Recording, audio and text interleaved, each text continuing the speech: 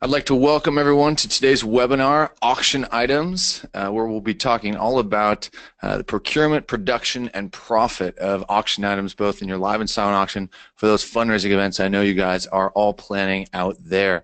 Today's webinar is a collaboration between Winspire and Gesture.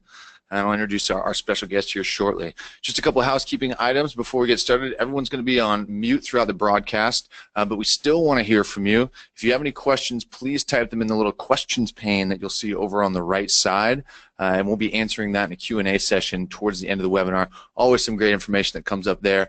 We definitely want to hear the questions that you have, so please type those there. We're not going to be distributing the slides, but we will be distributing a recording of the webinar after it's over, probably this afternoon sometime, to all registrants. So stay tuned for that. You can go ahead and share that recording with your constituents. You can live tweet us today at WinspireMe or at Gesture Team using the hashtag auction items. We'll be paying attention to that, and we'll also be paying attention to the questions as you type them in. I'd like to welcome our guest today, Dianne Kleber from Gesture. She's the Director of Sales over there. Welcome, Dianne. Hey, thank you, Ian. Great to be here. Awesome. Diane's great. We've been collaborating on the content for this webinar. We have a ton to share with you guys today. We're going to try to fit it in under an hour, but we may go just a little bit over, especially with Q&A. So please stay tuned. There's going to be some great stuff we're covering.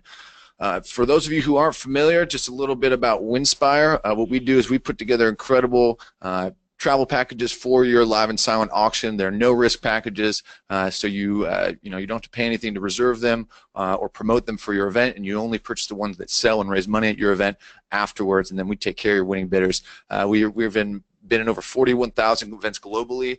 We've serviced over 80,000 winning bidders, and we've helped raise just shy of $48 million for nonprofit causes, and that increases by about $6 million each year. So we're in a ton of events, and we've learned a lot over the years, and we love servicing your winning bidders and taking them on these great vacations. Dan, tell us a little bit about Gesture. Yeah, for those of you who don't know who we are, I always say that I have the best job in the world because I get to, whenever somebody says, what do you do for a living? I help charities raise more money, and it's a fun and exciting place to be. So at Gesture, we're helping our nonprofit charity partners raise money through our fundraising technology, mostly known for mobile bidding, right? People recognize it as I want to be able to bid on my silent auction items through my phone, but we do so much more, all the components of the fundraising event. But what's really cool, just about 2 weeks ago, this number right here in the middle, this $500 million mark, this is how much money we've helped our charity partners raise since 2011, and it was an amazing landmark, for That's us. incredible. So we're excited about that. Yeah, and in 2017 alone, 156 million. So it's fantastic, helping over 3,500 charity partners nationwide. Great. That's great. Fun stuff.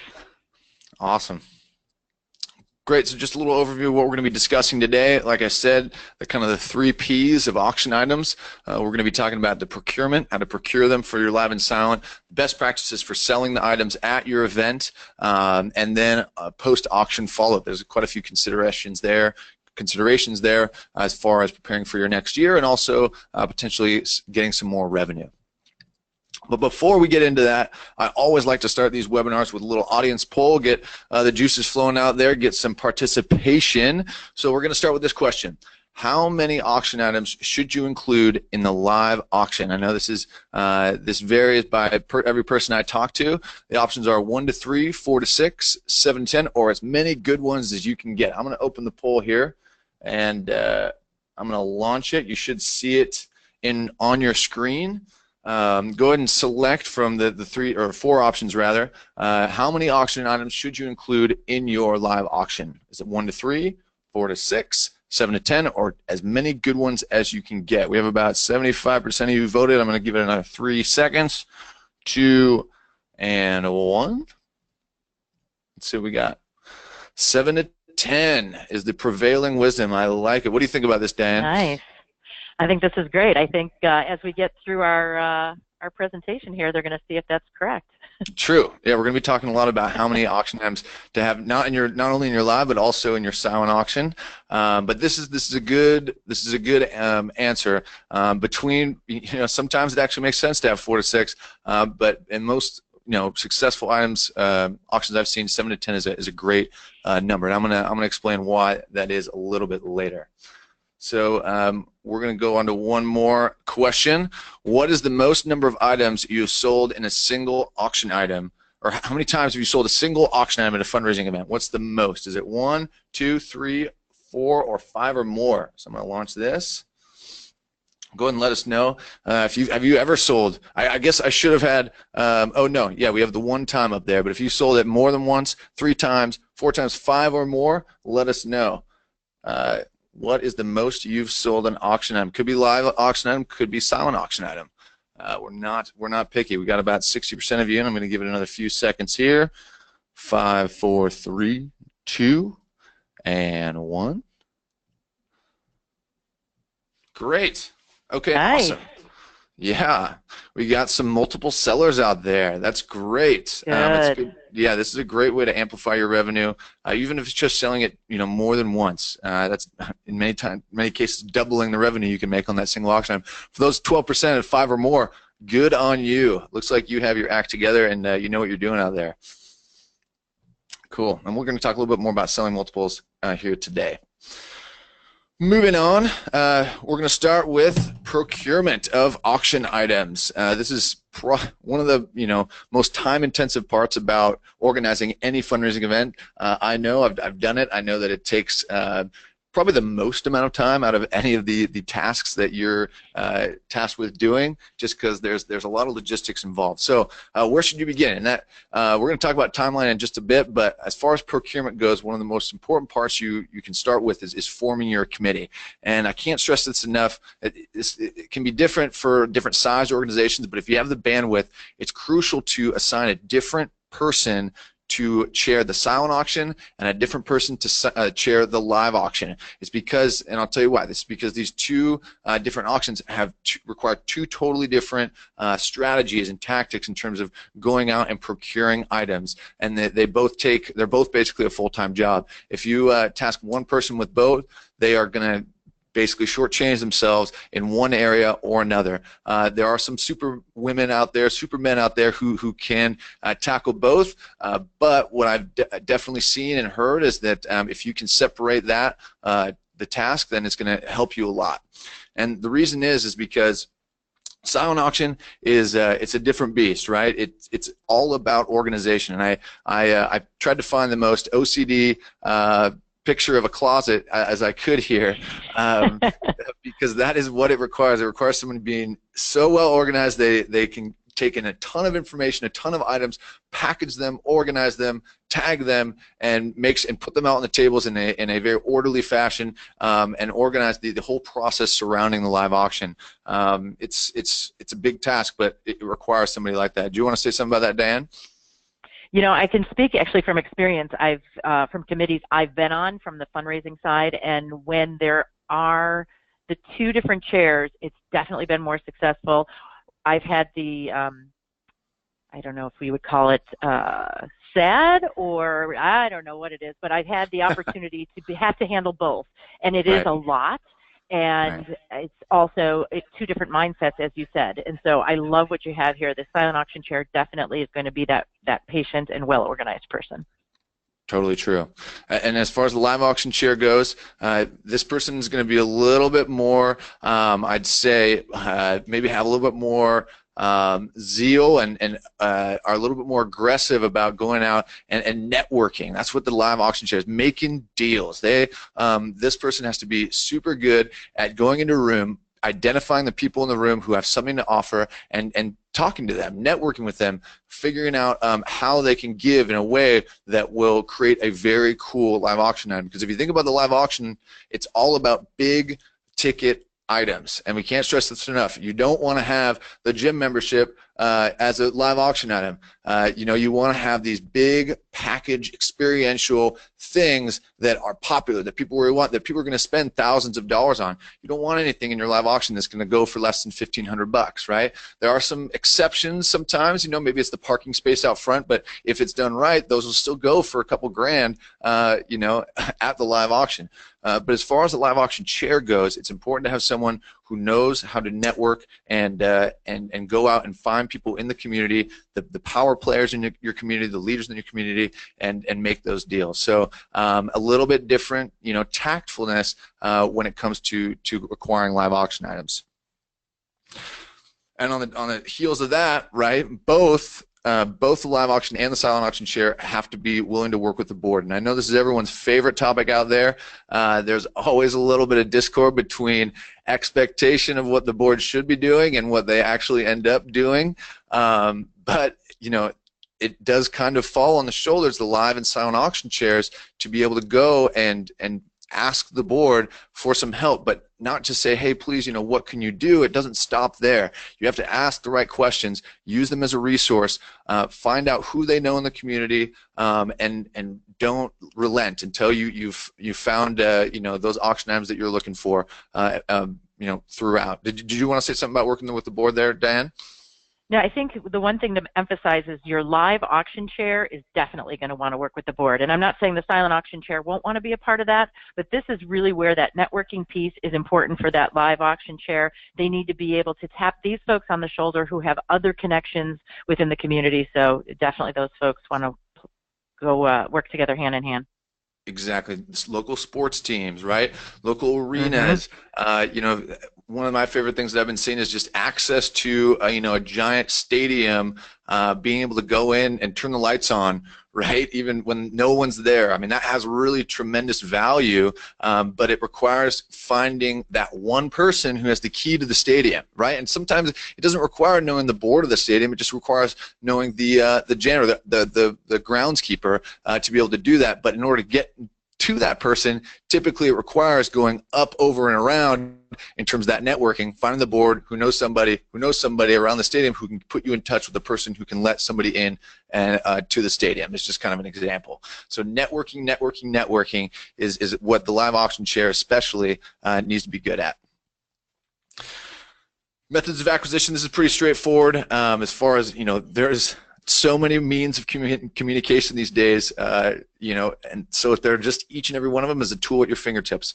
Letters, right? Letters are always better than just an email, just because it feels personal, especially if it's handwritten.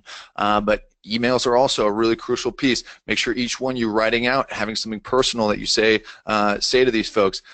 Phone, texting, calling them. Right, and social media is also a great avenue for going out and asking for items. The key here is that you just can't be afraid to ask, and I'm going to talk about that here in a second. Did you want to say anything about methods of acquisition? Oh yeah, on the emails, I can't stress enough. I still see this to this day. Do not, I'm going to say this again. Do not BCC everyone in your address book asking for auction items. It's impersonal. It does not work. People know it. They can tell. You need to have a personalized note in every single request that you make for auction items. Make it specifically about their organization. Provide suggestions. Make sure that they know that you're coming to them and you've thought through the correspondence that you're about to do before you ask for that auction item. Did you want to say anything on that, Dianne? Yeah, that's all I wanted to add, is that the personal connection is always going to yield the best results. So the phone calls and the in-person, really it's a combination of all these things that work. Send the letter, follow up with a phone call. If they're in the neighborhood, stop in person. The personal ask is always going to get more than just, a basic, simple email or letter. Great. Mass emails, yeah. And we provide plenty of resources to help you go out and procure. We want you to go procure items. We have this ebook that we created a couple years ago that's great. You can download that, as well as our starter kit. We have a procurement packet where it has a donor letter and a donor form template that you can use, and you can arm your procurement team as they go out in the community. And that's another thing I didn't really touch on with as far as the chairs, that both its live and silent auction chair need to be great leaders, right? It's not just them going out. They need to be in charge of a team of people and good at organizing and incentivizing a team of people to go out on their behalf and ask for those donations. And having a procurement packing, arming them with collateral about your organization is another really important part, especially as they go in person to try to make these connections. But you can download these resources for free at winspireme.com/resources. And at the end of the day, it all comes down to the ask, right? And it's funny that we have to talk about this, but it's so true. I know it's uncomfortable for me to go and ask people for donations, whether it's monetary or even auction items, but you have to be willing to do it. The people who are in charge of the procurement side of auction items need to be willing to go out and ask and do it more than once, right? Just because you get a no does not mean no forever, right? It's no right now. Maybe it's an inconvenient time. Maybe it's a bad day of the week. Maybe they don't have anything right now, but that could change as it gets closer to the event. Unless somebody says absolutely not, I never want to be associated with your organization, then maybe cool your jets a little bit and maybe don't hit them back. But checking in with these organizations or these companies or these people, multiple times throughout the month definitely is worth it, because you never know what might change, especially as you get closer to the event. That frequency should ramp up a little bit. Maybe checking in once a week. Hey, I just wanted to let you know the event's coming up. If anything's changed, you might have something that comes to mind that you might donate. Please let me know. We'd love to have your support. There's the soft no. I've said no before to donations, but my attitude has changed as things have gotten closer. Each time I see that email, and sometimes they don't respond at all, right? Maybe you don't get a no at all. That means that you can still follow up with them and check in with them, as long as you're not inundating these folks. Don't be doing it multiple times per week, because you don't want to be annoying. But the key here is you have to be willing to ask, A. B, you have to be willing to ask multiple times, right, and find out what these people want to go get. Did you want to add anything there, Dianne? Nope, I think you got it. Cool. I love this concept. I've only been to one of these, but it was a lot of fun. It's what we like to call a wish list party. That's something you do with your procurement committee. And make sure it's off-site. It's not at the office, or have it at your home. Have it at a picnic at a park. Get out of the normal confines of your office. Maybe serve a little alcohol is always a great way to, not too much, but open up a bottle of Chardonnay, gets people relaxed, and the ideas start to flow a little bit more. But turn it into a party a little bit, make it fun, serve some food, and then once people are settled, that's when you start whipping out those big sheets of paper and sticking them on the wall. Those kind of post-it things you can get from FedEx, or Office Depot or whatever, and get some markers and start writing up ideas. Right? It's about pitching ideas. Everyone has their Rolodex in their phone these days, right? First, before I get to the Rolodex in the phone, first it's about creating that list of ideas. And I have a kind of graphic here. You want to just start throwing out ideas of things in your community that might go over well with your audience, and start splitting them into categories, right? And writing each idea up. And you can see here I have it split into physical items, unique experiences, services, and sports. Those are kind of big four meaty categories, and you can see on these would kind of be each up on the wall with each category. As you list them, there's another column where it says assigned to. So once you've thrown up all these ideas on the wall, then it's a matter of figuring out, okay, who can help with this item, and people go through your Rolodex on your phone and see if there's anyone that can help with securing that. And what you'll find is that there's people, especially if your committee is over 4 or 5 people, there's connections that you didn't even know were there. But it's a matter of getting everyone in the room together, talking about the items, brainstorming ideas for how we can approach a certain company to go get this item, and then executing on that. So it's a great way to brainstorm ideas. Have that wish list party. Have you tried that, Dianne? Yeah, I actually have, and I'll tell you, there's like an extension of that that's also fantastic, is taking it to the next level and having the people on your committee reach out to their network, and even have procurement parties where once you already have this list in the categories and it's fantastic and I know it's assigned to me, then I can invite my friends and my community to come to my house for some cocktails and say, okay, these are the items I'm looking for, can you help me? Or I've even seen some organizations go as far as they say, hey, we are looking to collect restaurant gift cards, and I'm going to have a restaurant gift card procurement party. Please bring with you, a restaurant gift card of X dollars in value, and I'm going to give you some wine and hors d'oeuvres, in return. So you could really take this to a few different levels. I love that idea. So there's the wish list party, and then there's the procurement party. I love there it. You go. Going out and is a great opportunity to see if there's any donations that can come out of it, but then establishing that plan of action with your local network. I think that's great. Such a huge part of procurement, right, is making sure that you know your crowd. And this may kind of seem simple, but it's a really crucial piece. And a lot of teams will go out there, a lot of committees will go out there and just they'll take anything they can get. And when it comes to your auction, that's not always the best policy. You got to be targeted in what you're getting based on the demographics and the interests of your audience. How do you know that? How do you figure it out? Well, first and foremost, you can look at previous year's events. What items sold well, and Diane's going to get into that a little bit, especially if you have some data to back it up. But if you don't have that, or maybe, yeah, you're kind of starting from square one, a great way to do that is to survey your guests. Find out where they want to go, especially if you're doing travel or consignment travel, grabbing a Winspire package. Find out where they want to go, and give them options, and then see what are the most popular packages that people are going to be interested in, and then you can start procuring towards that. Even like local experiences, local items, you know, find out, you know, ask them questions like their, you know, age, interests, you know, family size. Are there a lot of families that that are going to be in your audience? Then you might want to have some family catered items. It's important to make sure that you know who you're going to be targeting with your auction items before you actually go out and procure them, because if you can make that match, then you're going to get a lot more value out of your audience. Cool. Attending other events. I put a little picture of a spy woman here because that might feel a little bit like what you're doing when you're going to these other events, but it's a good idea to do. You're not stealing anything. You're just maybe getting some ideas, right? Go to these other events. If you ever have invites, if you don't have an invite, go ask around, right? People would love, you know, other events would love to know that you're supporting fellow nonprofit organizations in your community. You know, you're going to support it, but you're also kind of out of the corner of your eyes seeing, okay, does this item over here has a ton of bids? Wow, I never thought about that. And just keep your eyes open and just start looking for ideas.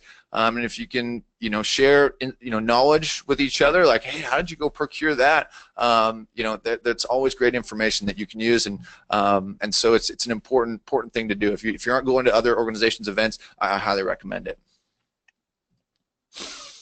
Diane, this one's you. All right. So we have the fortunate benefit that, you know, here at Gesture, we're helping charities run thousands of events every year. So we've got great data, and I know you guys are all into data, right? And we get the question all the time, what are the best auction items? What are the best auction items? So we dug in for this, just the purpose of this webinar, and so we pulled data of all the auction items that have been sold in 2017. There are about 45,000 entries here. But it's both silent and live, but I want you to think about this as we look at this data, that majority of the items are silent, right? Because, you know, there are auctions that have, as you guys suggested, maybe seven items in the live, but they have hundreds sometimes in the silent. So keep in mind that this data is a little skewed towards silent auction. But we looked at the top 100 items, and the criteria we used here to find those top 100 is how they sold based on the percentage to fair market value, okay? Because that's kind of how we measure success of an item here and say, all right, how close did it get to fair market value or above? I would say in our sample of 100 items here, they were all above fair market value. You see here 38% sports items, tickets especially. Not just any sports items, but tickets, and I'll get into detail of that in a second, but just kind of looking at this, notice the second category is organization specific. These are the things like at schools, they sell parking spots or the front row seats for their child's performance or something like that. In an animal welfare organization, maybe they have specific packages that are related to taking care of animals or even perhaps an adoption or something like that. So those org specific are very, very popular. And then coming in with jewelry and clothing, dinner parties, alcohol packages, entertainment, family fun. Okay, so let's dig in. I want to give you a few examples of some of these.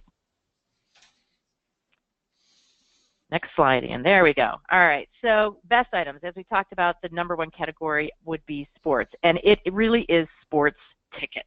Okay, what you want to go for, and this is where utilize your board and all those folks out there, networks, to get those premium sports tickets, the best seats, the club level, that type of thing, and even package them up with some memorabilia if you want. I think sometimes people think, oh, sports memorabilia is going to yield the best results. They do okay, but it's really those experiential sports tickets that they get that higher fair market, higher percentage to fair market value. So go for those. The organization specific. So I talked about schools. Schools really do very well with this. If you're a school committee member on this webinar, definitely think about adding some of those. But one in particular that I want to bring up is that there's an animal organization that sold a pet portrait, right? And it went for 333% of fair market value. So that's something very specific to that organization. There was somebody in the room that obviously supports animals, and so it was a great package for them. The next category, jewelry. Now, I really want to be specific on this. Top jewelry, the ones that we're talking about here that sell well, would be your designer name brand type jewelry items. So for instance, a Pandora necklace or a Fossil watch. What you see here are those Alex and Annie bracelets that are so popular, right? So we have to be careful, because in what we see from our experience is that unique pieces from a jeweler, yes, maybe there is a gorgeous sapphire necklace that you see, but that's very, very unique, and it's going to be a smaller audience. But these designer pieces, folks come to your event and they say, oh my gosh, this would be a great gift for so-and-so, or wow, this is great, I love this designer piece. So definitely looking at those, and they sell very well, obviously, because they're in our top 100. And then I'll tell you, to be honest, I was really surprised when I saw our data. I mean, I knew sports packages would be up there, but I thought this category, kind of the experiential packages, I thought they'd be a lot higher. We do see these a lot in the live, so both sports and the experiential packages could show up in either the silent or the live. But dinner parties, theater tickets that also have dinner attached to them, really popular. We recently saw there was a barbecue rib party for 30 that went for 2,000% over fair market value. I mean, crazy. Went for thousands and thousands of dollars. It was a package that had a fair market value of, a few hundred, and it was great because a group of friends went in and they're like, this is terrific, and they bought this fantastic, unique experience. So that's what you're looking for, those unique experiences that can't be easily planned or replicated. Those are the best items. Talk a little bit about timeline, before I jump into timeline, anything else about items that you want to add? Yeah, I mean, as far as experiential items, there's a reason.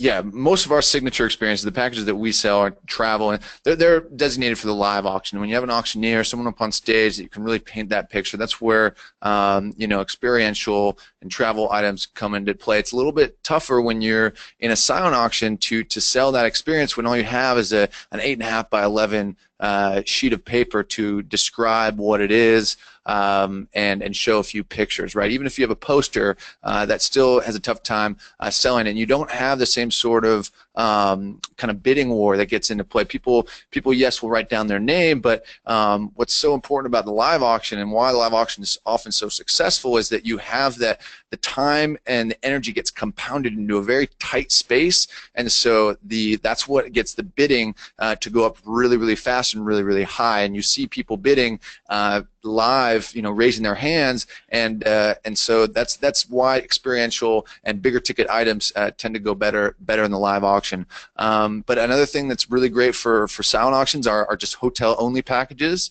Things where you're just buying room nights. We're actually rolling out with a whole new product line called Luxury Properties from Preferred Hotels next week, where it's going to be just like our no risk packages, but they're just going to be a much lower price point. A lot of them are below $1,000. Where you're buying room nights at luxury boutique hotels around the globe and in the United States. So definitely look out for those. But I think this is a really good breakdown of some great items for the silent auction for sure. Also, I want to throw in there alcohol packages. For some reason, they just are great. Right. I mean, maybe they didn't make our top 100 as a really high, up there at the top item, but they are. We see them going for great prices. And then, and I'm sure you could speak to this too, if you can get Hamilton tickets, everybody wants Hamilton tickets. And now it's everywhere. It's in like every city now. There's like Chicago and there's Hollywood. We actually just rolled out with our Chicago Hamilton package just this week. So definitely check that out. Always popular, and that's going to continue to be popular for some time. But like you said, right, wine. Wine is, I think in most cases when you talk about alcohol packages, you're talking about wine, because wine's great because it's difficult to value. It has a high perceived value.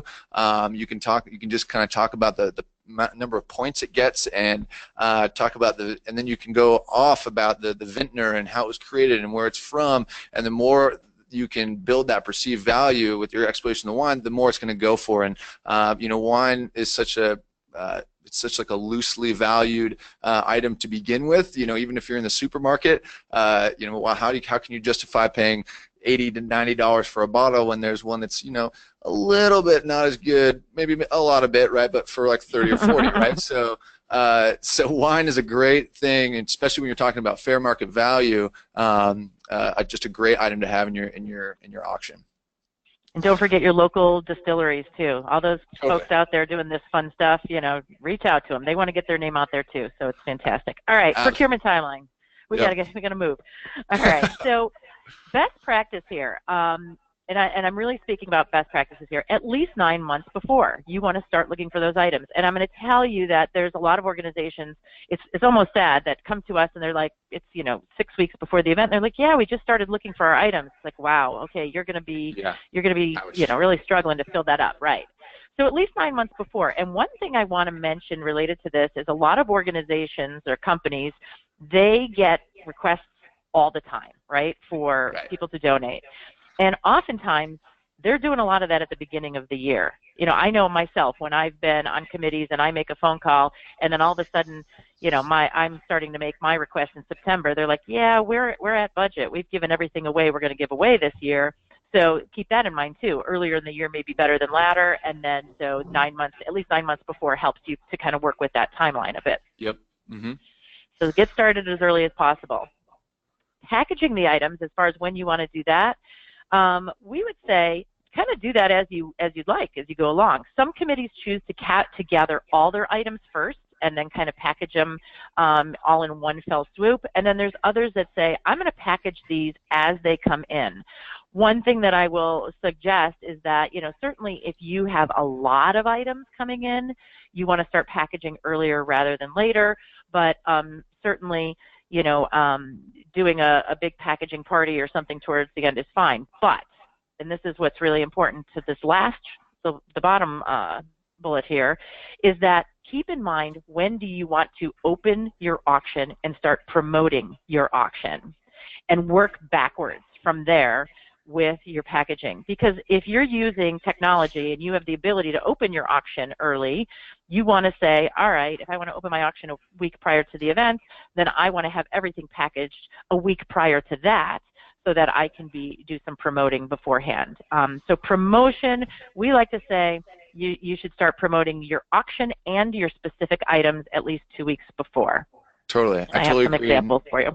Yeah, we're going to go through some examples here real quick. Just a quick note on promotion. You need to condition your bidders to be ready for, especially on those big ticket live items, condition your bidders to be ready for like big ticket travel. If, you can imagine the conversation that Mr. and Mrs. Smith might have if they see an incredible Napa package 3 weeks before, 2 weeks before, and it's like, oh, honey, I've always wanted to go to Napa. The conversation started, right? And then over the next 2 weeks, maybe it comes up a few times. By the time they walk into the event, they've already talked about it and they're ready to spend some money on it. Versus walking in the night of the event, honey, oh my gosh, Napa, I'd always love to go that. Then there's kind of this squabble at the table. I don't know, honey. And then the bidding is never going to go as high. Versus conditioning your bidders to be ready for those big ticket items by the time they walk through the door. So let's look at some examples. I think these are great. I think these are on Twitter. Is that right, Diane? Yeah. So, I mean, we say when you open your auction, or even prior to opening the auction, you shouldn't waste a minute before you start promoting, just like Ian said. I mean, it gets the juices flowing so everybody knows where they want to donate their money at your event. So use all the resources you have available to do this. Reach out to your donors the ways that they like to communicate. So definitely via social media or email, and using text messages if you can. Like if you use a platform like Gesture, we have the ability to text your guests even prior to them arriving that day. So it's great.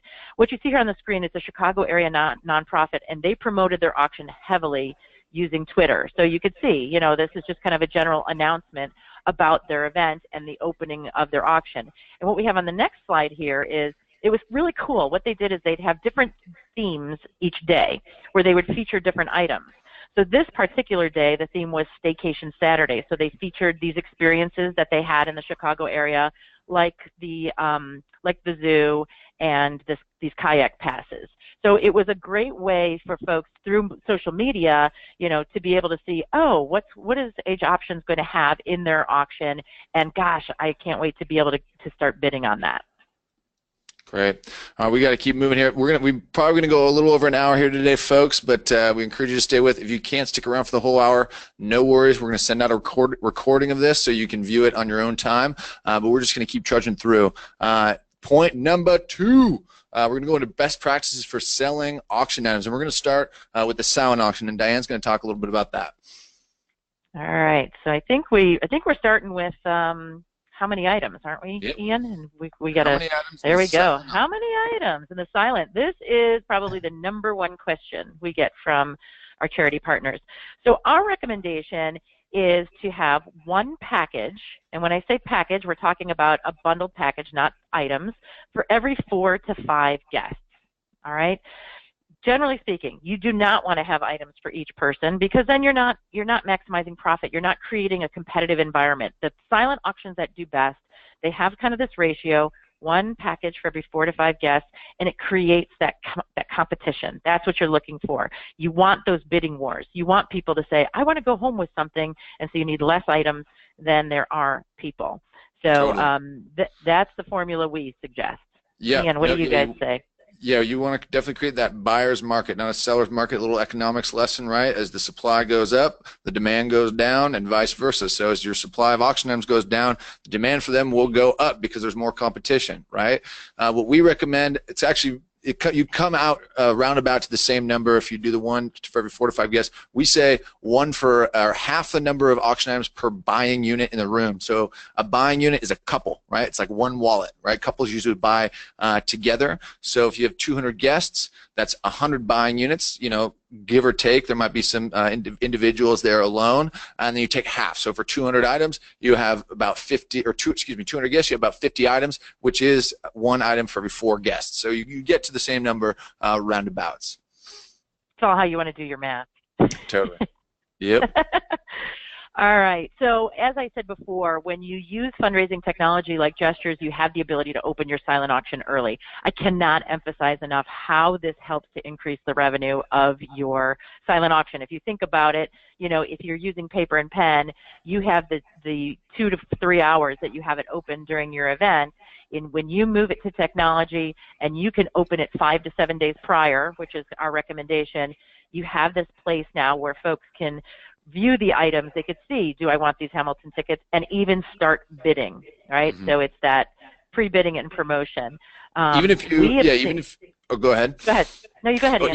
Even if you don't start the bidding early, definitely recommended to get these auction items out there, and just so people can see it, right? When you make a post on social media or send an email or have a link so that people can go start viewing the items, and that's all part of that conditioning the bidder. Opening the bidding is an option too. Yeah, absolutely.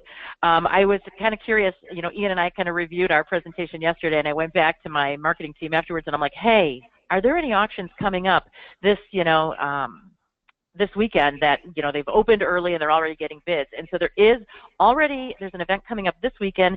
They have nearly 30% of their fair market value, which I know doesn't sound like much, but think about it. They have 100 items and they have nearly 30% of their fair market value already. It's only Wednesday. Their event's not till Saturday. Think of how much they're going to raise. So it's great. Awesome. I love it. It's great. And the same auction, those 3 items, they're already in there, and they are above fair market value. Those 3 you saw, the La Quinta 3-night stay, Hamilton, and that food item. So it's pretty cool. Very awesome. Cool. All right, let's talk about minimum bids and bid increments. So again, from data, we don't need to guess on this, but we looked at the items that sell above fair market value in our system, and we looked at those that were the most successful and said, what was the opening bid for those items? This is silent auction, everyone. Let's just keep this in mind. Silent auction. 50% of fair market value as an opening bid has yielded the best results, okay? So this is data-driven. Just want to put that out there with a bidding increment of 15%. So I think this is terrific that it's data-driven and nobody has to guess. This is 45,000 items we looked at, and we've got these numbers for you. Yep, and I'm going to talk about live auction here in a little bit. That's specific to this silent auction. Live auction can be Correct. completely different depending on the strategy you go with. So that's some great stats for minimum bid increments. Let's look at a few examples here quickly. Yeah, here's one. Just a quick example of that. You got an item that's $350 value. This beach horseback riding package. Starting bid should be about $175 with bid increments at $25. So good stuff there. Yep. Displays. Oh, displays. This is where people's artistic party side can come out a little bit. I know that the people who like throwing parties, this is where you can have a little fun. Right, you got it. You know, it's funny because we have a lot of folks, especially when they move to technology, they're like, oh, good, we don't have to work so hard on the displays. False. You still want to have great displays. People are visual and they want to see what they have out there. So, you know, use different levels of the table. Notice the photo on the right here. You know, you've got a piece of art that's high and the one that's lower and stuff on the table. It's great. Use different levels. Make sure the lighting is good. So important. They need to be able to read those item sheets. They need to be able to see those items. If you have a large item like what you see here on the left, this Cuervo kind of bar setup here, you know, put it out there and show them how it would look, you know, in their home and how they could use it. So it's really fantastic. These particular photos are from the Folds of Honor gala not too long ago. So great display there. But notice, you know, item sheets, you want to have those visible. People need to be able to see that. These photos here, I just want to point out, you definitely want, notice the one on the left, the different levels, right? Things higher and lower, and you want it to flow. You want people to be able to easily walk by and see those silent auction. One thing people always say to us is, where should we put the silent auction? You know, should it be right there by the dance floor? Put it where people will be walking through, are going to have the ability to walk by and really observe the items. I'll tell you, I see it all the time when I go to events. When the silent auction display is near the bar, it gets a lot of traffic. So that's really good. That's where I spend most of my time at these events. So that's where I spend most of my bidding too. So. Yeah, exactly, right? And what you see here on the right is actually it's set up for checkout. So kind of interesting. I just want to make one comment about item retrieval. You want to make it as easy as possible for your donors to collect those items. You know, what do donors remember? Check in and check out, right? And so this particular organization had bags that were donated by someone, so everything was pre-bagged. Everything is all set, ready to go. Yeah, you want that checkout to be smooth. So these are very important. Great examples. I love it. It's all about the flow. I remember when we were playing, you were talking about the butt rule. Or maybe it was a previous webinar or something. You want to make sure that if you have, you know, two tables that are parallel, you can have two people walk down, turn, face opposite directions, and lean over to place a bid or read the bid sheet, and their butts can't touch. There you go. So that's a good kind of rule of thumb as far as how far away to place the tables. I don't know. Maybe you guys like bumping butts in the house. I sure don't. I like to have enough room to move around. So awesome. Live auction. Okay, great. This is our forte. This is where a lot of our you know, consignment items, our travel, no risk travel lives. But then live auction can be one of the biggest money makers of the evening. In addition to the fun to need, especially if you have someone who knows what they're doing on the mic, which I'll talk about here in a second. But we talked about in the beginning. How many live auction items should you have? The age-old question. And the number of items is actually far less important to the amount of time that you spend on the live auction. It's all about the attention span of your audience. And so my rule of thumb that I always share with people is how many items should you have? However many you can sell in under an hour. And that totally depends on who you have selling the items on the microphone. If it's a professional, they can usually get through 7 to 10, even sometimes 12 or more items in under an hour if they're really, really moving. But you don't want to have more than that. I've talked to people who have 20, 30 live auction items, and it goes on for an hour and a half, 2 hours, way too long for your live auction. Try to keep it within an hour, and make sure those items that you do select, if you are limiting yourself to 7 to 10 items, that you make sure they are the best 7 to 12 items that you have at that event, and they are high enough value where they're going to really start bringing in that return. So try to keep that live auction under an hour. The funding need can kind of get added onto that, an extra 10, 15 minutes, but you just definitely want to keep the live auction there. And this comes back to the idea of hiring a benefit auctioneer, and I cannot stress enough the importance of hiring a professional benefit auctioneer specialist for your event. If you're going to have a live auction, it will not only pay for itself, it will help you exceed your goals for the live auction, because they know what they're doing up there. There is just such a dramatic difference between someone who does this for a living and knows how to extract money out of the audience, and someone who maybe is a weatherman on the local news channel, or just loves being on the mic as a personable person. They think they can sell auction items. They can't, because they don't understand the psychology around what makes people bid and how they bid. And a good example, and even auctioneers of other items, an automobile auctioneer isn't going to cut it, because the biggest difference being when a regular auctioneer, like a cattle auctioneer or an automobile auctioneer, gets up, they're just thinking, how much can I sell this one item for? Like, what's the most I can get out of it? When a benefit auctioneer gets up there on the mic, they're not thinking at all about the items. They are thinking about the audience. They are looking at the audience and they're saying, how much can I extract out of this audience, and how much can I encourage them to bid? They're always bringing it back to the mission. They get people excited. They know how to ride that wave of excitement and really get that bidding up on each and every one of those items. So I have this quote here: an investment that helps you exceed your goals doesn't cost you anything. So yes, benefit auctioneers are an added expense, but they will not only pay for themselves, they will help you exceed your goals for the live auction. The amount that auctioneers charge varies by auctioneer. What you have to do is you have to go around and ask, right? You have to go around and actually interview these auctioneers, ask them the right questions, see how much they're actually going to help you with planning, because the good ones, the certified ones, there's this BAS certification up here in the upper left. The ones who are certified will actually help advise you on the live auction items that you're putting in and help you with the fund and need. That's another big piece that the benefit auctioneer is going to help you with, is running that fund and need and getting people to donate money and just raise their hand. It's also called the paddle raise, special appeal, what have you. They typically do both, but they'll also help advise you during the planning process. So if you're looking for any recommendations for a benefit auctioneer, we are absolutely here to help you. We have referrals that we can give you. I'm sure Dianne and Gesture also does. But if you're having a live auction, if you're having a live auction and a fund and need or a special appeal, please, please, please hire a benefit auctioneer. I've been to too many events now where there's someone who gets up on stage who doesn't know what you're doing, and it's painful, and it can have such a huge impact on your bottom line. It can reduce the amount you bring in by 50% oftentimes if they just don't know what they're doing. So hire a benefit auctioneer, please. Ditto. Great.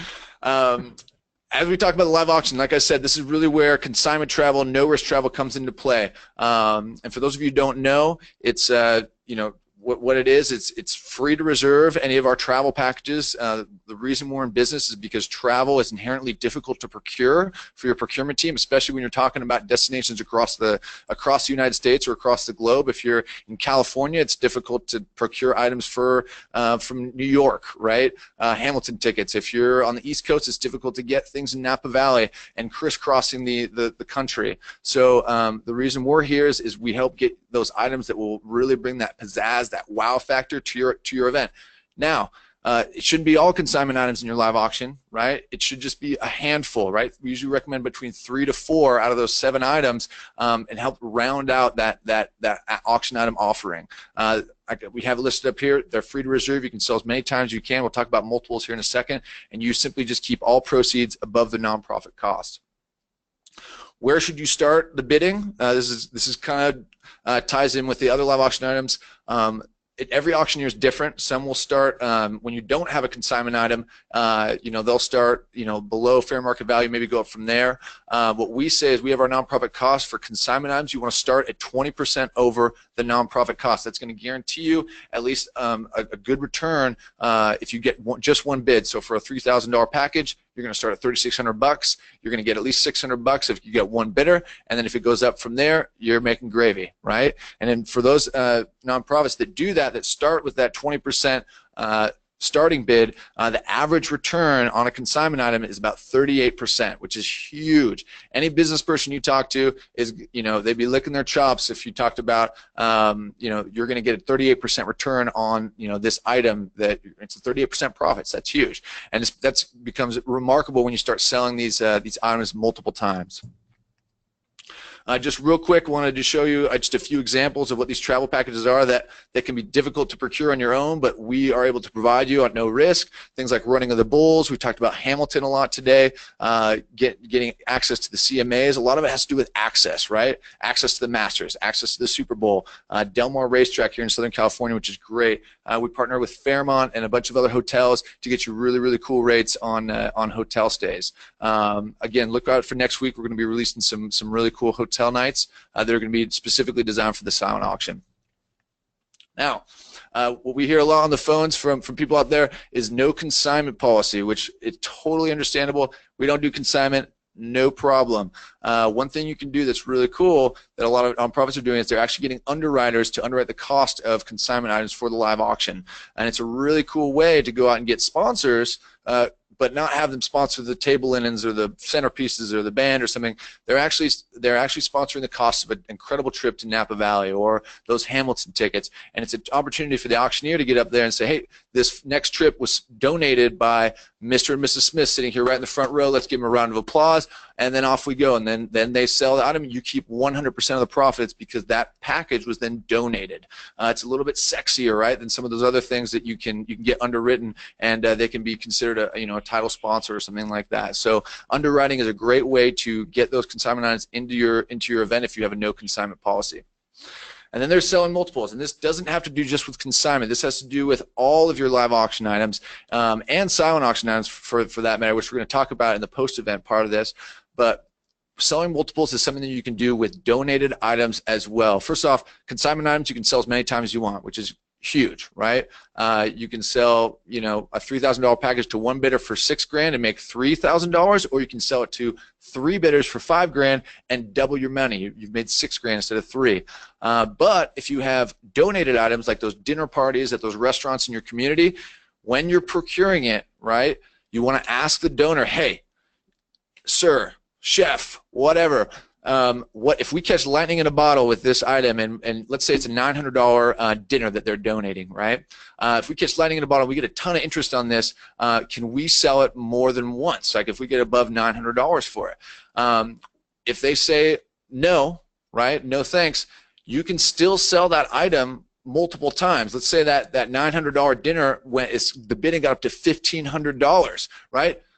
Sell it again, right? If it's a $900 dinner, you can still go back to the restaurant and say, hey, we actually sold it again. Can we buy it from you for $900? You've still made $600 on that dinner package. And 9 times out of 10, that restaurant owner is going to either give you a better deal on that second package or donate a second one, right? Because maybe they were at the event and then they saw how excited people were, and they're gonna donate it. So the idea here is you can really sell multiples on a lot of different packages, but just make sure that you are very clear about how that works. And if you have any questions, we'd love to kind of walk you through that a little bit more. But this is ultimately how you reach those incredible live auction goals where you're raising $50,000 from the live auction, is when you are selling those 7 to 10 items multiple times. That's really where you get that. Did you have anything to add there on that, Dan? I know we're going to talk about selling multiples for the silent auction here in a second, but yeah, no, that's all I was going to say is you could also do it with your silent auction, but that does get into kind of the post-event wrap-up kind of thing. So let's just jump into that. I love it. Post-event follow-up. Love it. So I love that what happens at events. It's great because you have these committees and they're working their butts off, right? And everybody's working hard. And the night of the event, you see that look on their face, like, oh, thank God we're done. Well, not really. Here's the thing. You definitely want to stay in touch with those donors, right? And so get in touch with your donors after the event, whether it's through text, email, social media, direct mail, whatever, in person, and tell them about what you accomplished at the event. I mean, people want to know, how did what I contributed, how did it help, right? So what you see here on the screen, Aspen Valley Hospital Foundation, they used the email addresses that they collected through our platform at the event, and they sent out an email and communicated how much was raised, even the save the date for the next event. See that there? It's fantastic. They already have it blocked on their calendar. If they had a fantastic time, they get it in there. So if you're collecting information at your event, like email addresses, phone numbers, you might as well use it. Send out the email. Through our platform, we can send out a text message the next day. As a matter of fact, that happens a lot. Our charity partners send out a text message the next day thanking everyone for their contribution and for participating and telling them the total they raised. And so they have that through analyzing their event data, which is actually what we're going to talk about next here. So event data, so important. And it doesn't matter if you're using paper and pen or a technology solution. I mean, certainly technology is going to give you that information real time, but you want to take a look at the data you have related to your donors and your items. So what you see here on the screen is related to items. You can see the NASCAR Jimmy Johnson package had 23 bids. I mean, that's great. People really loved that. By bidders, date night had 8 bidders. It's good to look at how many bids and bidders you have on those items. The items that had 1 bid or 1 bidder, don't even look at those for next year. I mean, and I think Ian said this very early on in the webinar is, hey, don't just take every item you can get. You really want to look at your audience, and the data is going to show you, hey, this audience doesn't like this item, so I'm not even going to try to get that next year. Anything to add, Ian? No, I think that's great. Yeah, I mean, data is, truth is in the data, and you're going to learn a lot if you are able to track this and look back and see what works and what doesn't in previous years. And both these metrics are important to look at. Yep. This next slide is great because this is really digging in. So this top item here had 23 bids, 2 bidders. That's great. There were 2 people in a bidding war on this. There were 11.5 bids per bidder. That went for 66% of fair market value. But take a look at this next one. 22 bids, and there you go. 22 bids, 4 bidders, right? So this was popular. 4 bidders were in on this. They each bid 5.5 times. It went for 450% of fair market value. Okay, so this is important to pay attention to. Because when you get these items donated, or if you have to purchase them, or however you might get it, when you know this about this information, you can actually then get to that point where you're selling more than 1 silent item. So for instance, the one that was 22 bids and went for 450%, go back to your donor, your item donor, see if you can get another one, and call the person one of these 3 people that didn't win, and see if they'd be willing to buy it. You never know. That's so crucial. It's such a good, and it's something you can do absolutely post-event. Just make sure, if you do that, then you are giving a little bit of money back to the number 1 bidder, right? Usually you want to go two scenarios, right? Either you're bringing down the top bid to the second place bid and selling it to both of them, or you're asking that second place bidder to come up to the last place bid and sell it again. That works as well. I've seen it work a lot in the live auction if you have a good auctioneer, but especially on these live auction items, going out and reaching out afterwards and just testing the waters. Hey, we noticed you bidded at $500 for this item. I know the winning bid was $550, but if we gave it to you for $500, would you still be willing to buy it? Many times, I'd say majority of the time, you're going to have people say, sure, yeah, go ahead. So it's a great method for following up with donors and saying thank you, and also, hey, I noticed you were really interested in this item. We actually have an extra one. What do you think? It'll amplify the amount that you are able to raise on your auction. You bet. And it actually takes us, selling multiples post-event. Yep, that's that one. So we can jump into the next slide right away because there you go. This leads us right into what about those guests who were in those bidding wars, who were placing bids but didn't win anything? Huge. Right? How do you get their donor dollars? I mean, this is huge data that I think a lot of organizations miss. Yes, all these folks go into their donor database. Yes, they get into their list and all these types of things. But take a look at those folks that they were ready. They were going to give you money, and they didn't. And they might be at the top of your individual donor list or inviting them to your next event. So definitely take a look at those guests who participated in the auction but didn't win anything. I think I know definitely in the silent auction it's easy because you have the data there, but I know an organization, I was recently at an event where they had somebody writing down every single bidder in their live auction, and I said, what are you doing there? And they're like, we want to know who didn't win, because if they walk away with nothing tonight, I want to call them next week and see how they can contribute. So great data. Tip. Great tip. Yep, keep track of who's bidding on what. It's actually super crucial data, and that's it. Wow. Look at that. It is 10:59 my time, which means we squeaked out in under an hour. I'm fairly impressed. Good job, Diane. Thank you for sticking with us here, folks.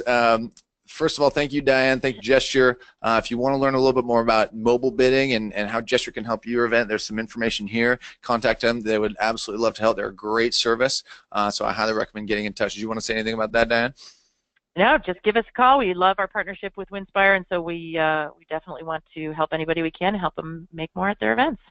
Great. Same with us. Loving our relationship with Gesture. If you have an auction coming up, a live auction or a silent auction, like I mentioned, we actually have a list of luxury hotel properties that we're coming out with next week. So stay tuned for that. It can be included in November events. So if you have an event coming up in November, we definitely want to talk to you. But if you're planning a live auction coming up in the next few months and you need to round out that live auction offering, maybe you only have 3 or 4 items, or you can use a couple extra ones that'll help you promote the event and really get things going, please contact us. You can go to winspireme.com or give us a call.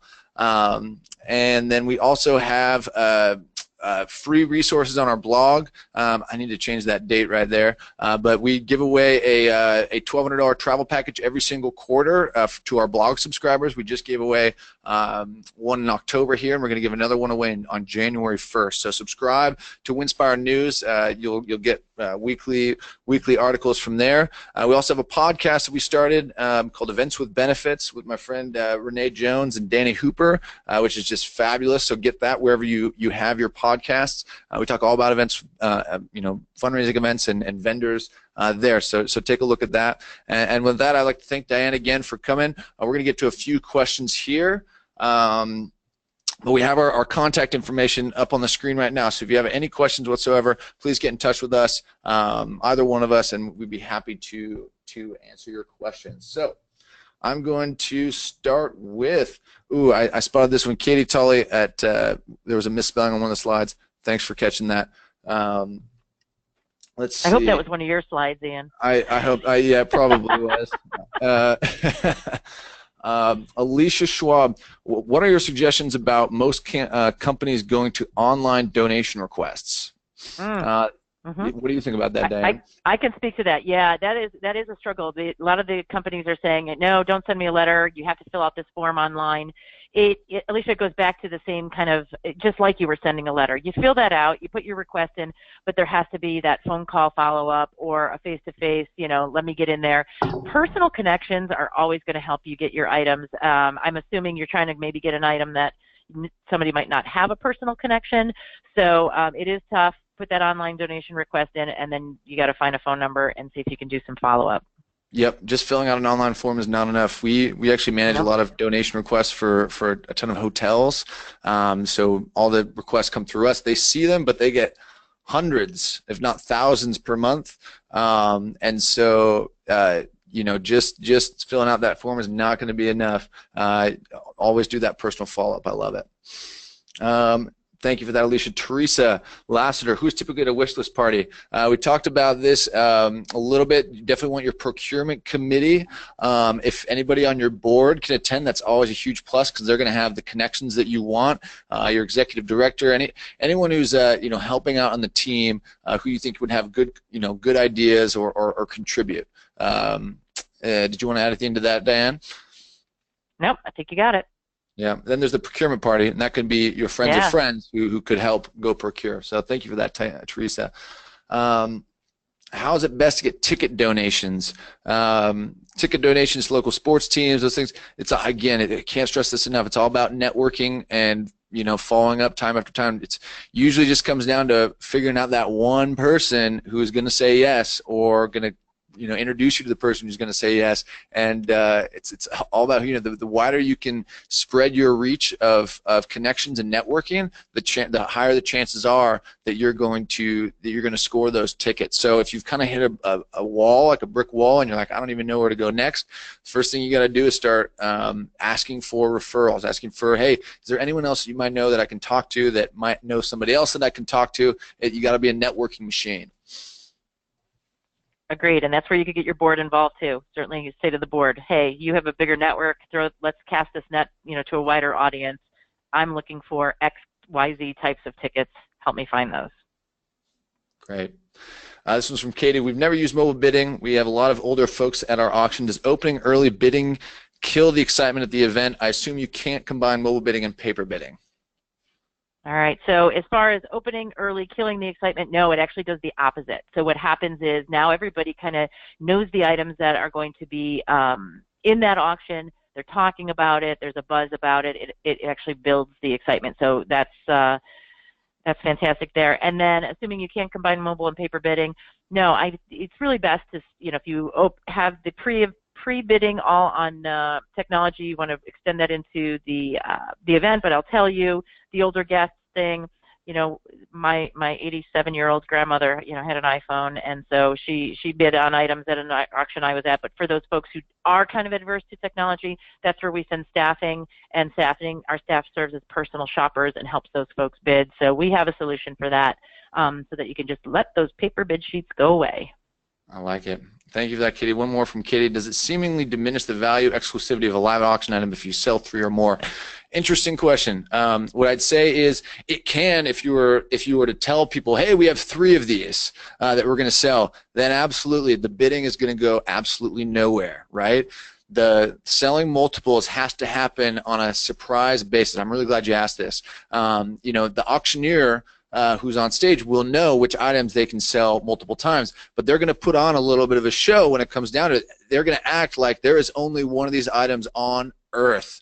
You know that you have never seen an item like this. It's the only one you get. And then as soon as they get to a point, they're going to, maybe stop, and they're going to say, hey, can I talk to you? And they're going to conference with maybe the organizer, or the organizer will walk up and say, oh, Danny, just a second. Oh my gosh, I just found out we actually can sell, more than one of these. And then they're going to go to the various bidders and sell it multiple times. It's going to happen only after the bidding has gotten up to a certain point. You never want to open the bidding and say, hey, we have 3 of these we're going to sell. That is going to kill it in the water. So thank you for those, Katie. Let's see, Brienne. What is the best way to get a travel underwriter? That's a great question.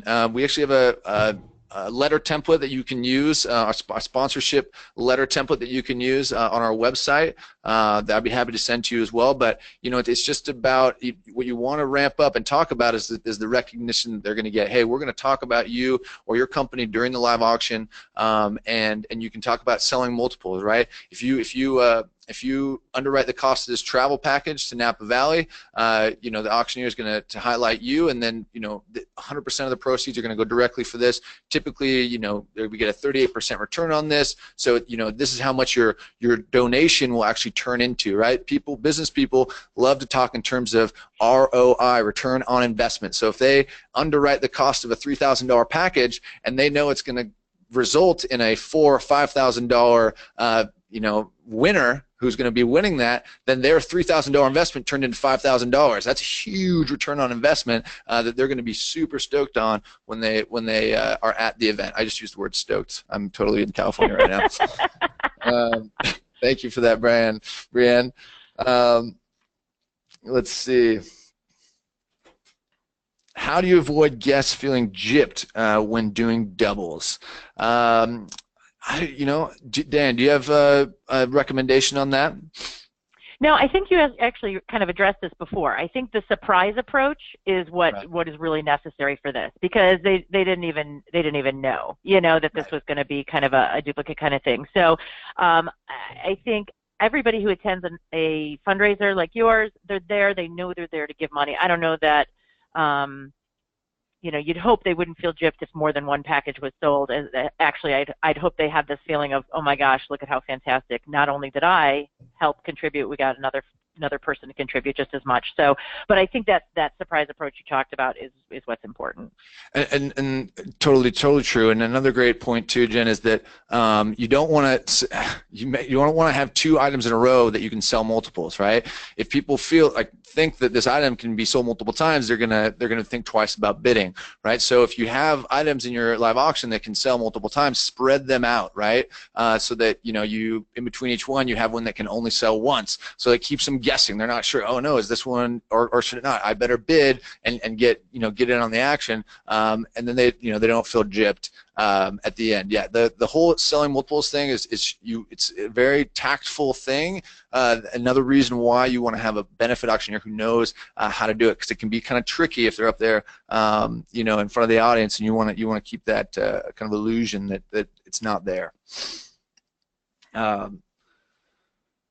Let's see, is it best to only offer one Winspire package in the silent auction follow-up later for multiples? Yeah, we were planning on advertise the multiples option prior to our event. No, yeah, you'd only want to offer that again. You don't want to advertise the multiples option prior to the event. It's going to diminish the amount of bidding that there is. You can have like a multiple buy it now option, but I haven't really seen that as often. It's better to really create that demand, the bidding. The bidding war, and then go after the fact and let people know that, hey, and see if there's people who are still interested. And BJ, thank you for that, Marlone or Marion. BJ, can we send questions to you offline? Absolutely, we'd love to hear them. Please send those our way. Let's see, hold on. Do you have any data on mystery boxes? Is that something you recommend? I haven't seen a lot of mystery boxes. Do you know what she's talking about, Diane?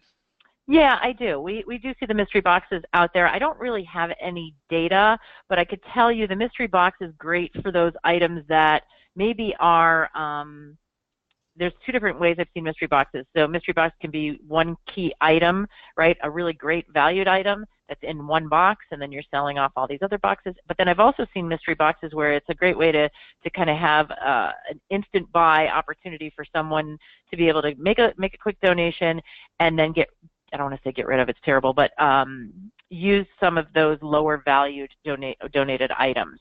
So I don't have any data, unfortunately. I've seen them done very successfully. It's great to have that lower price point, also like a lower price point raffle ticket for those folks that just want to give a little bit of money. So I like that. Okay, great. This is one's from Kathy Dowd. She talks about using consignment packages in a raffle where you sounds like a winner's choice raffle. You choose two, sell limited number of tickets, $300 to $100 a pop, and then you make more money than one of the consignment packages you sell the tickets before the event, so those who maybe can't attend can contribute. That's great, something we absolutely recommend. Again, a winner's choice, you select 3 packages as the winner gets to choose from one of those 3, and then you sell a limited number of tickets at a high price. You can easily bring in $5,000 to $10,000, then you back out the price of a package, usually around $3,000, and you can raise anywhere between $5,000 to $7,000 pretty easily before or during the event. So winner's choice raffle is a great option. That was from Kathy. Thank you. From Marion again. Marion, love all these questions coming our way, and sorry again about those typos, folks. Does the professional auctioneer typically do the live auction and go straight into the fund and need paddle raise? Is there a break in between? Fabulous question. I would say for this, it totally depends on the auctioneer. It can depend on the audience. I've seen the fund and need go before the live auction and succeed. I've seen it go at the end of the live auction. Probably most of the time I see it go at the end of the live auction is kind of most often. And yes, it usually what you want is not a break. What you want is to start before the fund and need, whenever you put it, if you put it at the beginning or the end or even in the middle, is that you want to have that emotional appeal. Whether it's a speaker who gets up and shares a personal story, or someone, a benefactor or beneficiary of your organization gets up and shares a personal story, or you show a video, a brief 60 to 90-second video to get people recentered, grounded, and get the tear jerkers going, or just the passion, go and get the oxytocin in their brain going, so that when the auctioneer then starts asking for money, people know exactly what they're donating to. So where you put your fund of need is not nearly as important or nearly as crucial as how you frame it with the appeal itself. Does that make sense? Makes Diane? sense to me, and it makes total sense, and I agree. Awesome. Jason, for thrifty bidders, how competitive are your non-for-profit packages prices with bidders who can find online or on their own? Absolutely competitive. We do get that question a lot in terms of the actual retail value. What you have to keep in mind is that all of our packages, you can book and fulfill them at any point in the year, right? So we have to you can always go out and probably find a lower price hotel if you were to go right now and try to price out a package if it was like midweek and in an off season. But our package prices have to have that buffer in there so that your winning bidder, when they choose to go fulfill their experience, can do it on any weekend of the year, and they can fly on any weekend of the year on any day, and they don't have to worry about it. They don't pay anything extra, right? So that's why the prices are where they are. If you were to price them out, I guarantee you're going to be able to find something that's a little bit lower than the whole package itself. But you don't have that open-ended booking, which is such a crucial part about being able to offer this in the live auction. You can imagine if you were to try to go out as a procurement chair and do a package like one of ours on your own, you're going to have to front the cash to pay for an airline ticket and book some hotel rooms and hope that people want to go just on this one weekend, right? It doesn't work like that. People aren't going to spend the kind of money they will in the live auction unless they have the ability to book whenever they want, right? And that's really where our business model and why we're in business comes into play, is because the open-ended booking will take care of your winning bidders, make sure they have an absolutely fabulous experience.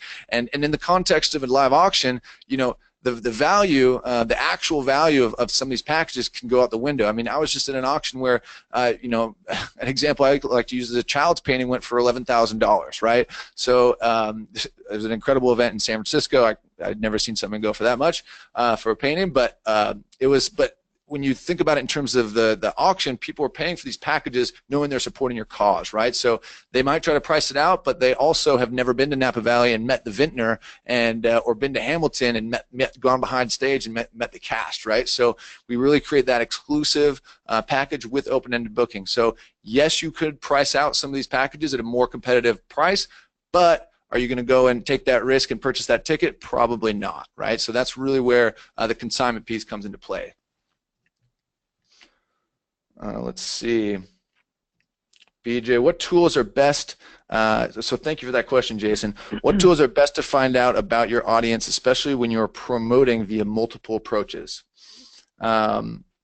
Tools to find out about your audience. I love SurveyMonkey. It's just it's a free, easy to create survey tool. Typeform is another one to send out via email, and then calling your VIP donors. What you have to remember is the live auction is only 7 to 10 items, right? And there's a small portion of your audience that are going to be focused on those live auction items. So calling your most important constituents, finding out what they're interested in, where they want to go, is a great way to find out what you should be procuring for your live auction. Do you have any recommendations for the silent there, Dianne? No, you know what? It's one of those things that, again, I can't emphasize it enough. Silent is about, yes, you could put the letters out and use social media. You can use all kinds of ways to get your initial request out to procure those items, but it is about that personal contact. And I love what you said about SurveyMonkey. Definitely survey your previous guests, but when you're going out there and just trying to get the items, it's knocking on the doors and really getting in touch with people. Love it. Thanks for that, BJ. Jen Herrera asked a little bit, can you go into more details on getting businesses to sponsor large or travel packages if you're non-consignment? Love to answer your questions offline, but again, it's just, you take the package details to these companies or people and say, hey, would you like to underwrite the cost of this, travel package so that 100% of the proceeds go to the organization? And we've just found it's tremendously popular. People like knowing exactly what their money's going towards, and they like knowing that there's going to be a return on their investment, and it's all about ROI. If you can talk in business lingo with business folks, they will be very attentive in terms of wanting to make that donation. So talk about, hey, you're going to get a great return on investment with underwriting the cost of this package. You say that, they're going to be butter in your hands. I guarantee it. Let's see. And then Jen, for anyone looking to sign up to subscribe to our blog, if you go to blog.winspireme.com, just enter, there's a donation giveaway, little module there that you can go to and subscribe really easily. Let's see, Tara. We get a few repeat donations each year. Cabin for a week, Mariners box suite for 20 guests. Hey, Mariners, up in Seattle. That's where I'm from. And 2 Seahawks game tickets. Awesome, go Hawks. Mediocre seats though. I appreciate these items and don't want to lose them, but don't want the event to get stale. You know, if they're, yeah, I totally get that. What do you want to say to that, Dan? No, I think you bring up a good point, and that's what a lot of folks are up against. You get some decent items, but they do get stale, and so that's where you have to get a little creative. You can move some of the things. You know, if it's still selling, if you have it in your live and it's still selling well, keep it going, right? Ride the wave. But if it's starting to decline, you might be able to put, especially like the mediocre Mariner tickets, you know, put those in the, or whichever was Seahawks, you know, put those in your silent instead of your live, you know, or packaging them differently. You know, some creative packaging sometimes is all you need to do, and say, okay, maybe before you were just selling it as a sports ticket package, but now you're going to put it together and make it a weekend in Seattle, and you're going to put together, you know, a dinner and a museum and blah, blah, blah, right? And so you just spice it up by packaging it differently. You totally create it. Yeah, it sounds like, you know, they're in Seattle, but yeah, Dan, like Dan said earlier in the webinar, right? You know, you can create a package item is gonna, and it's totally true, will have a higher perceived value than just the items themselves. You know, so yeah, turn it. You know, grab maybe like a, you know, ferry tickets over to you know, Bainbridge Island, or you know, ride on the Ferris wheel and turn it into a, you know, a full weekend experience to go see the Hawks. I can't imagine why Hawks tickets wouldn't go for anything less than 400% of market value, but I can understand why. If you're a Bears fan like I am, then that would be why. I see. Great question there. Thank you. Let's see, Marion. Does anyone ever do a buy it now set for Winspire packages, i.e., set them out, say 70% above cost? Sure, go for it. That's what I always say on buy it now. Just make sure that whatever you say is your buy it now cost is like you are comfortable with somebody. If they put their name down for that, you are stoked. There, I said it again. You're excited about the return that you're going to get on that. So 70% is great. If someone actually buys that, awesome. I'd say go for it. Do you guys do buy it now on your gesture platform? We do. Yeah, we do. We have the ability to have buy it now. So that's a great opportunity. If you can get the money, do it. Great. Let's see. Just a couple more. If you have any questions, now's the time to do it.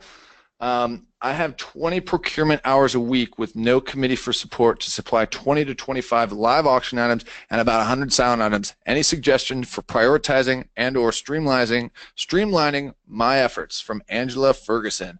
Wow, Angela, you have your hands full. Holy smokes, Angela, get a committee. That would be my number one priority. Get a committee, because that's going to help you the most. Wow. Before you start procuring any items, procure a committee. Yes, exactly. That's your number one priority.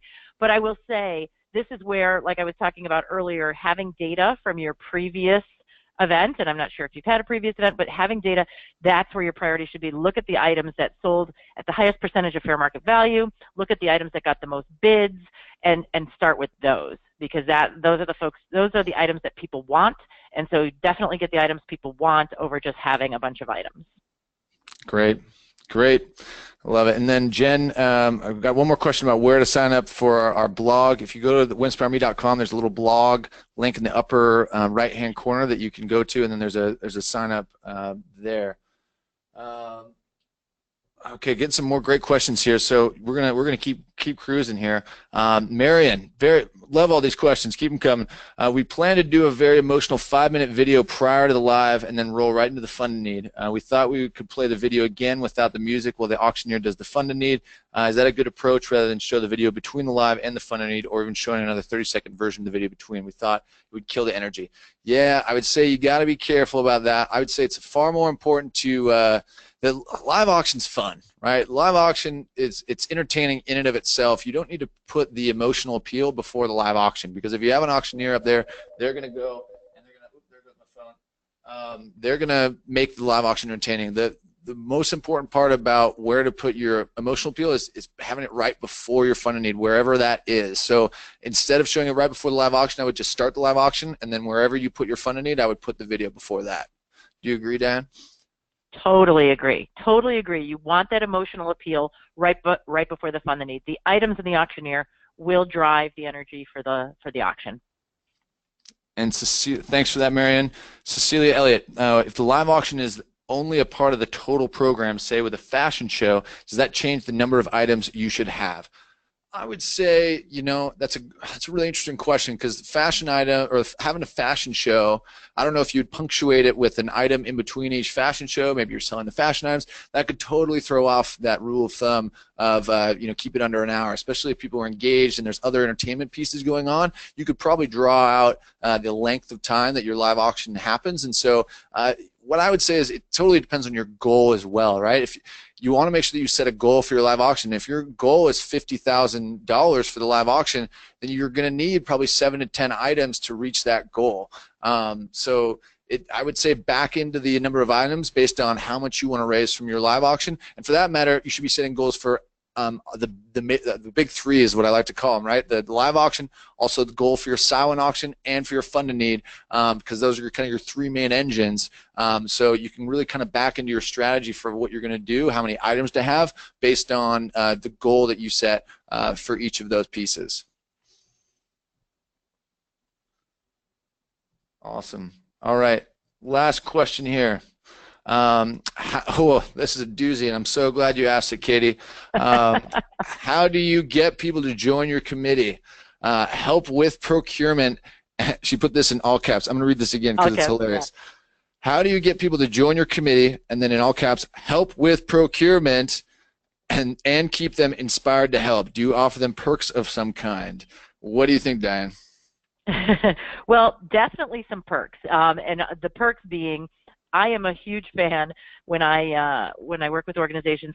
Definitely have food and drink at every meeting. It sounds simple, but if you can give somebody a glass of wine and some nice hors d'oeuvres while you're talking about volunteering and helping them out for on your committee, it's great. Do that. But as far as how do you get people to join your committee, you have to ask them. It has to be a personal ask. I mean, you certainly could put out there.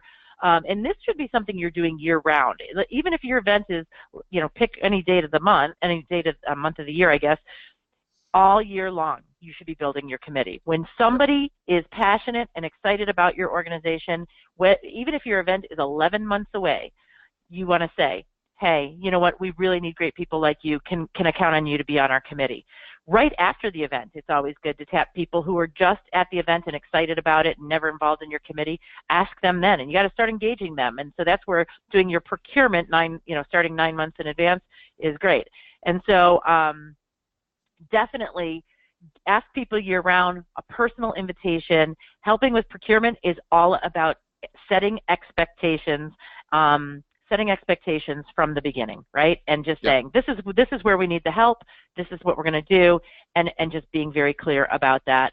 The meeting that Ian talked about and getting everybody and mapping it out, and let's talk about the types of items, getting them excited, and staying in constant communication. I know it's not easy. It is tough. It's not. It really is tough. So it's not, especially when you're dealing with volunteers, and yeah, I think you made all great points. The only other thing I would add is, and you kind of alluded to it there, Kitty, with these incentives.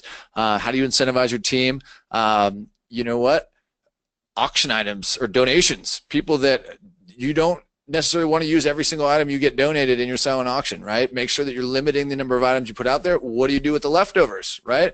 What about those gift card gym memberships? Yes, there's little games you can play during the event, but you can also use donated items to incentivize your volunteers. If something comes along that maybe doesn't make sense for your silent auction, or you could kind of give or take it, use that as an incentive with your team.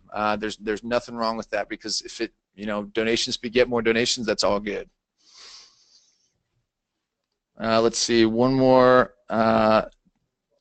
question. I think, yeah, Katie had one more about just putting the appeal. My auctioneer places the appeal video and special appeal in the middle of the live auction. Many people left before the second half of the auction. Does placing the special appeal in the middle not raise more money because people are hanging on in anticipation, wanting to buy items in the second half of the auction? Me personally, I hate putting it in the middle. I think it totally chops up the energy in the room. I think the live auction and the funding need to be two separate entities in the scope of the event. Whether you put it before or after, I don't think matters nearly as much, but I would recommend doing either one of those. Do you agree, Dianne? Yep, I agree 100%. Awesome. Okay, I think that's it, you guys. Fabulous questions. Thank you so much for joining us today and coming out here to learn. If you have any others or you felt like we didn't get to your question, I know there's a few that I kind of glossed over there. Please get in touch with us. We'd love to answer them separately. And stay tuned. We're going to be having more great free webinars coming up very soon. I want to thank our guest today, Dianne from Gesture. It's always a pleasure collaborating with you, and hope we get to do this again soon. Thank you. I do too. It was a lot of fun. All right, guys. Take care. Have a great rest of your week. Bye, everyone.